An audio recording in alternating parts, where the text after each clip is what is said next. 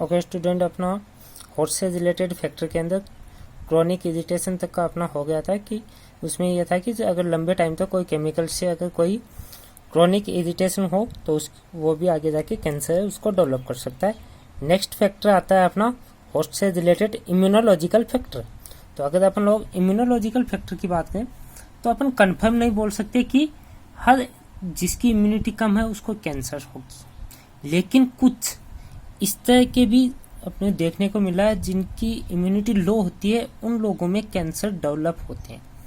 इस तरह के भी अपन लोगों में बहुत सारे केस हैं वो देखने को मिलते हैं। फॉर एग्जांपल जैसे आपके एड्स वाले पेशेंट के अंदर देखने को मिलता है, एड्स के पेशेंट की इम्यूनिटी है वो लो होती है और उनके अंदर आगे जाके कैंसर है वो बनती है।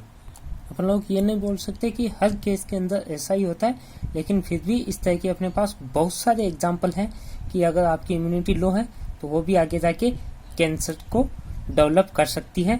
तो इसके अंदर अगर अपन देखें तो जो आपके रिस्क वाले ग्रुप आते हैं उसमें 3 ग्रुप हैं। रिस्क में फर्स्ट ग्रुप आता है early childhood and old age. तो उन लोगों में भी इम्यूनिटी है वो लो होती है, या फिर इम्यूनो डिफिशियंसी डिजीज अगर किसी में हो तो उनके अंदर भी कैंसर होने के चांसेस ज़्यादा होते हैं। एक अगर किसी को इम्यूनो सप्रेसिव थेरेपी चल रही हो, जैसे किसी के अंदर ऑर्गन वगैरह ट्रांसप्लांट किया हो, तो उन लोगों में भी कैंसर होने के चांसेस है वो बढ़ जाते हैं। तो ये आपके जो फैक्टर थे इतने तो थे हॉस्ट से रिलेटेड, जिनके अंदर कौन कौन से फैक्टर आए थे आपके हॉस्ट से रिलेटेड। फर्स्ट वन था आपका जेनेटिक फैक्टर, सेकेंड वन था आपका हार्मोनल फैक्टर, थर्ड वन था the cancer lesion and fourth one था क्रॉनिक इरिटेशन, फिफ्थ वन था आपका इम्यूनोलॉजिकल फैक्टर। तो ये तो थे आपके हॉट से रिलेटेड।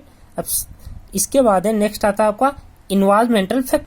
तो अगर अपन इन्वायरमेंटल फैक्टर की अगर अपन बात करें तो ऐसा देखने को मिला कि 70 to 90% जो केस होते हैं वो इन्वायरमेंटल फैक्टर की वजह से कैंसर के अंदर डेवलप होते हैं। और इन्वायरमेंटल फैक्टर में जो सबसे मेन आता है, सबसे फर्स्ट वन आता है वो है आपका आयोनाइजिंग रेडिएशन। तो आयोनाइजिंग जो आपके रेडियो आइसोटोप्स हैं, अगर आप ये भी आगे चल के कैंसर को लीड कर सकते हैं, कॉज कर सकते हैं, क्योंकि जो आपका रेडिएशन होता है इसके अंदर से मैग्नेटिक वेव निकलती हैं। और जो मैग्नेटिक वेव होती हैं वो क्या है कि किसी भी एटम को या फिर मॉलिक्यूल को आयोनाइज कर सकते हैं, और उनका जो आयोनाइज करने के बाद जो उनका केमिकल बिहेवियर होता है उसको वो चेंज कर सकते हैं। या फिर अगर आप किसी सेल के ऊपर अगर आप रेडिएशन डालोगे तो उस सेल की डेथ को भी लीड कर सकते हैं। तो जो आपका रेडिएशन होता है उसके अंदर ये क्या कैपेसिटी रहती है, इतनी एनर्जी होती है कि वो किसी भी एटम को या फिर किसी भी मॉलिक्यूल हो उसको आयोनाइज कर देता है, और उसका जो आपका केमिकल जो नॉर्मल बिहेवियर होता है उसको अल्टर कर देता है, या फिर एक एडिक्वेट अमाउंट है वो सेल को भी डिस्ट्रॉय कर सकती है। हर जो आपकी लिविंग थिंग है वो एक्सपोज्ड होती रहती है स्मॉल अमाउंट ऑफ रेडिएशन से, चाहे वो आपका सनरेज हो जिससे भी आपकी अल्ट्रावायलेट यूवी रेज हैं वो निकलती हैं, तो उससे अपन लोग एक्सपोज होते हैं। या फिर जो आपके कुछ और नेचुरल सोर्सेज हैं जैसे आपका यूरेनियम है, तो अगर उस जगह पे कोई लिविंग थिंग है तो वो भी रेडिएशन से एक्सपोज होती है। इसको तो अपन लोग नेचुरल बैकग्राउंड बोलते हैं। लेकिन आपका ये वाला जो रेडिएशन है ये इतना ज़्यादा हार्मफुल नहीं रहता जो आपका नेचुरल बैकग्राउंड का है। अगर आप लंबे टाइम पे एक्सपोज होते हो तब वो आपको दिक्कत कर सकती है। इसी प्रकार से जो आपकी अक्सर मशीन है वो डेवलप होने के बाद जैसे इसकी डिस्कवरी हुई, खोज की, नया आविष्कार किया अक्सर मशीन का, इसका यूज हुआ, लोग डिजीज का डायग्नोसिस करने के लिए इसको बहुत ही वाइडली इसको यूज करने लगे।